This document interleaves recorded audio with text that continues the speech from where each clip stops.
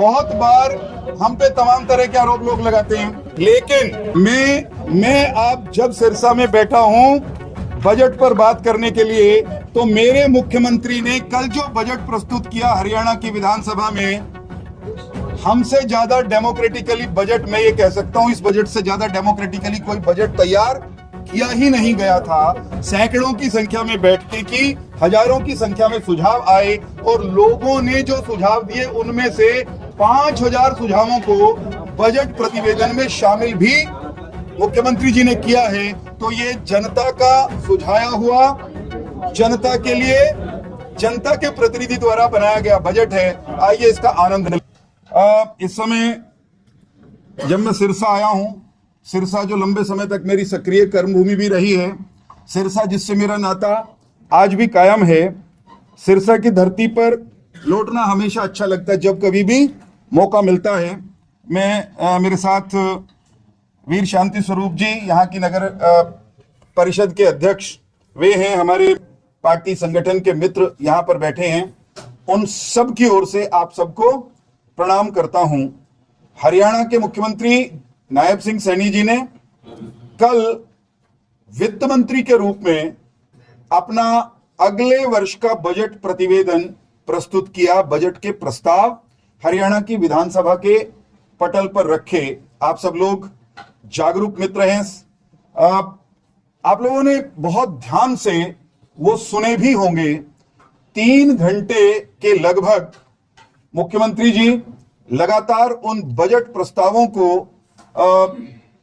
जब प्रस्तुत कर रहे थे विधानसभा में, तो आप विधानसभा के सामने नहीं, वो मीडिया और सोशल मीडिया के मित्रों के माध्यम से हरियाणा की जनता और हरियाणा के वो लोग जो हरियाणा से बाहर भी रहते हैं, उन सब तक पहुंच रहे थे। हमारे वार्षिक बजट प्रतिवेदन में अगले वित्त वर्ष के बजट में जो महत्वपूर्ण बिंदु हैं, कुछ एक का जिक्र करने के लिए मैं आप लोगों के मध्य में उपस्थित हुआ हूं। इस बजट की सबसे महत्वपूर्ण और खूबसूरत बात जो मुझे प्रसन्न करती है और हर हरियाणवी को प्रसन्न करेगी, वो ये है कि बजट इस अंदाज में, इस भाव के साथ तैयार किया गया है कि हरियाणा के कदम वो 2047 के आत्मनिर्भर और उन्नत भारत के कदमों के साथ मिलते दिखाई दे। और मिलते नहीं साहब, भारत की जो प्रगति है, भारत की जो उन्नति है, उसकी गति में हरियाणा का योगदान वो आज भी अन्य अनेक राज्यों से बेहतर है। 47 तक हर वर्ष हमारी भूमिका वो महत्वपूर्ण हो। लक्ष्य ये है कि $1 ट्रिलियन की अर्थव्यवस्था हम बन जाएं जब भारत आत्मनिर्भर हो। 2014 के बाद आपने बड़े परिवर्तन की बात की। पहले बजट पेश होता है तो लोग कहते थे एक तरफ सरकार बनी है, एक तरफ ही विकास होगा। सिरसा का जो है विकास का कहीं नाम कहीं आता नहीं था। अब वही लोग ही कह रहे हैं कि खोदा पहाड़ निकला चाहिए। मैं एक बात दावे के साथ कह सकता हूं, अगर आप कहेंगे तो अगली बार जब आऊंगा तो सिरसा में विकास कार्यों के नवीनतम डेटा उसके साथ भी आ जाऊंगा। मैं जिस सरकार के प्रतिनिधि के नाते आपके बीच में बैठा हूं, हमने कम से कम क्षेत्रवार भेदभाव जो पहले चलता था, आपको भी मालूम था, मुझे भी मालूम था, हमने क्षेत्रवार भेदभाव को समाप्त किया है। मनोहर जी के समय में बहुत जिद से उन्होंने किया। जैसे उन्होंने नौकरियों के मामले में जिला, जाति और नोटों का झोला, इस सिलसिले को खत्म किया, ठीक उसी तरह विकास के मामले में भी वो स्वयं मनोहर जी 90 की 90 विधानसभाओं में गए थे। मुझे याद है उस साल जब उन्होंने वो दौरा किया तो सब विधानसभाओं में लगभग एक जैसा सा विकास के लिए धन आवंटित किया था। अगर आपको लगता है कि इसके आंकड़े चाहिए तो वो तत्काल मेरे पास हैंडी नहीं है, लेकिन आंकड़ों में मैं मतलब आंकड़े जब आएंगे तो मुझे विश्वास है कोई आपको भेदभाव नहीं दिखेगा। प्रोफेसर साहब, विपक्ष का, आप अपने नाम के साथ बता दीजिए। मेरा नाम मुख्तार सिंह जंतरी। जी मुख्तार जी। विपक्ष का ये आरोप है कि ये बजट जो है आंकड़ों का खेल है और कर्ज की बढ़ोतरी है। जी, इसका उत्तर सरल सा ये है कि बजट वास्तव में आंकड़े ही होते हैं। 1 रुपया सरकार खर्च करेगी तो उसमें कितने पैसे कहां से आएंगे, कितने पैसे रुपए में से कहां जाएंगे यही बताना होता है बजट में। तो बजट में आंकड़े नहीं होंगे तो क्या होगा। रही बात आपने एक दूसरा बिंदु क्या बोला, कर्ज। हाँ, उसका ये बार बार कर्ज की बात करते हैं हमारे विपक्ष के मित्र। हमने हमेशा विधानसभा से लेके और आज जब मैं आपके बीच में बैठा हूं, हमने लगातार ये कहा है कि हरियाणा ने वो दौर देखा जब एक शाम को हरियाणा की बिजली वितरण कंपनियों ने फंडिंग मांगी जिससे वो रूटीन में लोन लेते थे। तो बिजली वितरण कंपनियों ने मित्रवर ये बिजली वितरण कंपनियों को उनके लोन दाताओं ने ये कह दिया कि तुम्हारा क्योंकि लोन वापस करने का हरियाणी में कहना तो ब्योत नहीं है, इसलिए no longer we are going to fund you. एक आर्थिक स्थिति हमारी ये थी, आज हमने ला करके कहां खड़ा कर दिया, बिजली वितरण कंपनियां वो लाभ में हैं। और रही बात कर्ज की, तो कर्ज के कुछ नियम होते हैं। कर्ज लेना दुनिया में कहीं अपराध नहीं है। अमेरिका सबसे बड़ी अर्थव्यवस्था है, अमेरिका के सिर पर भी अरबों डॉलर्स का कर्ज आज भी है। कर्ज लेना अपराध नहीं। जो कॉमर्स पढ़े हैं, जिन्होंने इकोनॉमिक्स पढ़ा है, कर्ज बुरा नहीं, कर्ज का उपयोग आप किस काम के लिए कर रहे हैं वो ज्यादा महत्वपूर्ण है। हमने कर्ज लिया, कर्ज के बढ़े हुए आंकड़े दिखेंगे। उस समय का बजट ही कम था, उस समय की जीडीपी ही कम थी, तो उसके अनुरूप कर्ज लेते थे। हां, मैं ये आरोप लगा सकता हूं वो सदुपयोग नहीं करते थे। इस सरकार ने बजट का कर्ज का भी सदुपयोग करने की व्यवस्था खड़ी की है। हम पर यह आरोप नहीं लग सकता कि हमने ऋण लेके घी पिया हो। हमने कर्ज लेकर के विकास दिया है, घी नहीं पिया। सर, जी, ग्रामीण क्षेत्र की बात कर रहे हैं आप और लगातार की भी है, और उसके अलावा एजुकेशन से भी आप संबंध रखते हैं जी। आप लगातार गांव के अंदर एजुकेशन की बात कर रहे हैं, लाइब्रेरी की बात कर रहे हैं, युवाओं को नशे से दूर करने की बात कर रहे हैं। हमारे देश के मंत्री हैं जो, उन्होंने पूरे दिसंबर में लगभग दर्जन भर पुस्तकालयों का विमोचन किया हरियाणा के अंदर। आज भी 250 सैकड़ों हुई। भवानी खेड़ा, मैं पर्टिकुलर नाम लूंगा, खरक गांव है जहां की लाइब्रेरी बना दी गई है, लेकिन आज तक उसका उद्घाटन हो चुका है, लेकिन उसमें ना तो टेबल है ना कंप्यूटर्स है। तो किस तरीके से ये आप लाइब्रेरी बना रहे हैं? डॉक्यूमेंट्स में, कागजों में एलिगेशन डिग्री मैं उत्तर दे दूं। आप जोड़ेंगे, इसी से जुड़ा हुआ है, आप शॉर्ट में जोड़ दीजिए। डिग्री चुराने का भी आरोप था। यही यही है। देखिए, 250 अटल पुस्तकालय एक कार्यक्रम में हमने लोकार्पित किए। जिस दिन वो पुस्तकालय लोकार्पित किए, अधिकांश पुस्तकालयों में उस दिन तक इंटीरियर का काम होकर के सुसज्जित कमरे बन चुके थे, फर्नीचर जा चुका था, पुस्तकें भी पहुंचाने की व्यवस्था की गई थी। अगर गांव खरक की बात कर रहे हो? जी जी, भवानी। हाँ, मैं खरक को मैं जानता हूँ। खरक किलंगे की बात हो रही होगी ना, वो हमारी तो रिश्तेदारियां उस गांव में। अगर खरक किलंगे की लाइब्रेरी में पुस्तकें नहीं पहुंची, क्यों नहीं पहुंची, इसकी चिंता व्यक्तिगत रूप से मैं करूंगा। मैं फिर से कहता हूं, हर पुस्तकालय में न केवल पुस्तकें पहुंच रही हैं, अपितु कंप्यूटर खरीदने की प्रक्रिया चल रही है। अंततः ये ई लाइब्रेरीज होंगी। कई बार क्या होता है कि जैसे कंप्यूटर की खरीद है, हाई पावर परचेज कमेटी में होगी, इकट्ठे बहुत सारे विभागों के कंप्यूटर खरीदने हैं, तो कभी कभी वो प्रोसेस डिले हो जाता है। हम प्रक्रियाओं को भी दुरुस्त कर रहे हैं, लेकिन तय मानिए 250 वो 1000 ये पुस्तकालय धांसू तरीके से चलते नजर आएंगे। आपने और मैंने देखे हैं, सिरसा के गांव में भी देखे, खारियां समेत, जहां बहुत अच्छे पुस्तकालय ग्राम पंचायतों की देखरेख में चल रहे हैं। जो नए बन रहे हैं ये भी वैसे ही होंगे। सर, सवाल ये है कि उद्घाटन हो चुका है, हालांकि ये जो काम आप बता रही हैं उद्घाटन से पहले के काम हो जाना चाहिए था। अगर वहां पर, मैंने फिर कहा, अगर वहां पर किसी वजह से पुस्तकें नहीं पहुंची, ये तो मैं मानने के लिए तैयार नहीं कि फर्नीचर भी नहीं पहुंचा होगा।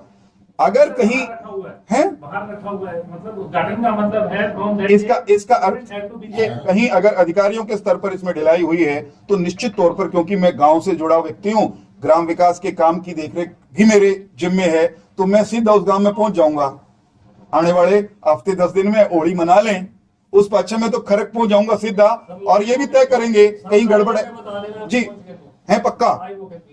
क्या कह रहे हो? लाइव होके बताता हूँ मैं तो जी। और वीरेंद्र जी, हरियाणा के अंदर भाई साहब चेहरा नहीं दिख रहा, सामने आ जाएंगे तो अच्छा लगेगा। कहा बजट में हाँ। हर बार हरियाणा को सब कुछ मिलता है, 2 बार आप अपनी विधानसभा से टिकट की मांग भी कर चुके हैं, दौड़ भी की है। अब राज्यसभा का चुनाव भी है 5 तारीख का, तो भाटिया जी के साथ साथ चाहते हैं कि आपका भी मंथन हो, क्योंकि बड़ा आपने सेंटर के लिए काम किया है। ये पार्टी ने तय करना होता है किस मजदूर को कहां खड़े करना है। मैं तो पार्टी के एक कार्यकर्ता के रूप में अरुणी मोड में रहता हूं। गुरुजी ने कहा कि जाओ, वो डोर टूट रही है, वो नाक का मुंह दियाओ, तो अरुणी वहां जाके लेट जाता है। फिर पानी रोकना उसका काम होता है। अरुणी से काम क्या लेना, वो पार्टी संगठन का विषय है। और किसी प्रश्न हेल्थ को लेकर आपकी सरकार अवेयर रहती है, लेकिन धीरे धीरे आयुष्मान योजना का दायरा जो है कम करती जा रही है। आयुष्मान योजना के अंदर जो बड़ी बीमारियों का इलाज प्राइवेट हॉस्पिटल से निकाल दिया गया है, तो लोगों को सरकारी हॉस्पिटल की लाइन में लगा दिया गया है जहाँ पे इलाज संभव नहीं है। तो आपका क्या कहना है? आप कह रहे हैं कि जो आयुष्मान योजना का दायरा है आपकी सरकार धीरे धीरे कम करती जा रही है। पहले घुटने का इलाज प्राइवेट हॉस्पिटल में हो जाता था, अच्छा अब नहीं होगा। हो रहा है, मैं उसको सिविल हॉस्पिटल में डाल बस दिया। और विजय भाई ऐसे नहीं खड़े होना, 2 मिनट रुक जाओ यार, नहीं इकट्ठे चला। मैं इनकी बात का जवाब दे दूं, जोड़ दीजिए। सिरसा के सिविल हॉस्पिटल में अच्छे ऑर्थो डॉक्टर्स हैं, लेकिन वहाँ पर एक मशीन है CRM बोलते हैं, उसकी कमी है। हालांकि जो पंचकुला हेडक्वार्टर वहाँ पर आई हुई है, लेकिन सिरसा नहीं पहुंच पा रही। सिर्फ कुछ सिरसा के नाम की भी खरीदी जा चुकी है, आपकी जानकारी। और आप खरीदते हैं हरियाणा, हाँ वही इकट्ठी परचेज हुई होगी ना, बांटी जाती है। CRM मशीन, CRM बोलते हैं, CRM मतलब बात CRM, ओके। मोटा मतलब ये है, सरकार कहती है कि सिविल हॉस्पिटल में इलाज कराने जाओ, वहाँ मशीनें नहीं रखी हैं, लेकिन लोग कहाँ जाएंगे? नहीं पहुंची हैं। बस ये तो क्योंकि एक पर्टिकुलर पॉइंट है CRM मशीन का। आज कल होली खेल लेंगे, परसों में विभाग के संबंधित अधिकारियों से व्यक्तिगत कैपेसिटी में भी मैं पूछ लूंगा कि मारे सिरसाड़ी CRM मुरे क्यों दर रखी है। सिरसा की CRM सिरसा में चालनी चाहिए, पंचकुला में केले में वहां, तो उसकी चिंता मैं कर लूंगा। जो आयुष्मान भारत को लेकर कुछ इश्यूज हैं, मैंने पहले कहा कि समस्याएं होती हैं। एक बहुत बड़ी नहीं, दुनिया की सबसे बड़ी स्वास्थ्य बीमा योजना हम लेकर आए, उसका सब तरफ स्वागत हुआ। जब वो योजना चली तो हमारे सामने ये भी आया कि इसमें कुछ लोग ठगी करने लग गए। आप लोगों ने भी देखा ना, उसमें कई लोग चोरी चकारी करते हुए कुछ अस्पतालों की शिकायत आई। तो जब वो खामियां ध्यान में आई तो किसी भी अच्छी योजना में भी खामियां रह जाती हैं, उसका पुनर्मूल्यांकन करते हैं। लूप होल्स को अंग्रेजी में कहें तो प्लग करते हैं, हरियाणवी में कहना हो तो नाक का बिरड़ फूट गई तो कसी ठाके उसको मुंदे भी जाया करे। तो हम खामियों को दूर करने की प्रोसेस में हैं। सरकार की मंशा पे कोई सवाल नहीं उठा सकता। हमारी इच्छा हर हिंदुस्तानी को वो बेहतर, सस्ती स्वास्थ्य सेवा, सुरक्षित स्वास्थ्य सेवा मुहैया कराने की है। कमियां बताते जाइए, दूर करते जाएंगे। चलते चलते अंतिम टिप्पणी, अगर कोई सवाल नहीं है तो वो ये कि आपका क्वेश्चन है, हाँ आप कह लीजिए प्लीज। किसानों की बात करती है सरकार, हाँ अपना परिचय देखिए बस ये 2 क्वेश्चन ले लेंगे, खत्म करेंगे। सुप्रीत सिंह सबका हरियाणा से किसानों की बात करती है सरकार। इस बजट के अंदर MSP, वित्तीय सहायता या ऋण माफी की कमी दिखाई देती है। बैठिए, देखिए अगर आप बजट को उठाएंगे और किसान के लिए, कृषि के लिए क्या किया है उसका निरपेक्ष भाव से मूल्यांकन करेंगे तो आपको पता चलेगा कि इस सरकार ने 14 से लेकर आज तक किसान की खुशहाली के लिए जो कदम उठाए हैं, इस बजट में उनमें कुछ ना कुछ जोड़ा है। ऋण माफी ही किसान के कल्याण का मार्ग नहीं है। और रही बात MSP की, भाई साहब सुन लीजिए, प्रश्नकर्ता जी की ना तो सुप्रीत सिंह, जथेदार सुप्रीत सिंह जी, MSP पर समझ लीजिए हमारी तुलना उस सरकार से होनी चाहिए, सरदार मनमोहन सिंह के नेतृत्व वाली कांग्रेस की सरकार से, जिसने MSP को निपटाने की तैयारी कर ली थी। और हमने दुनिया के सामने पंजे गड़ा के ये सरकार बनने के बाद ये कहा कि कुछ भी हो जाए हम अपने हिंदुस्तान के किसान को तब तक MSP देंगे जब तक उसकी आवश्यकता है। हम अड़े दुनिया में प्रेशर है ना कि MSP हटाओ। दूसरा, MSP लागत से 1.5 गुना होना चाहिए। ये प्रोविजन स्वामीनाथन आयोग की रिपोर्ट में, किसान आयोग की रिपोर्ट में कांग्रेस के समय में आ गया था। खूंटी पर कई साल तक वो रिपोर्ट लटकी रही। उस रिपोर्ट को लागू करके किसानों को MSP देने का सिलसिला हमने शुरू किया। अब इस बात के झगड़े हो सकते हैं, कोई कहता हो न्यू नहीं दो, न्यू दो, और ये भी हो सकता है कि हम तो देते ही नहीं।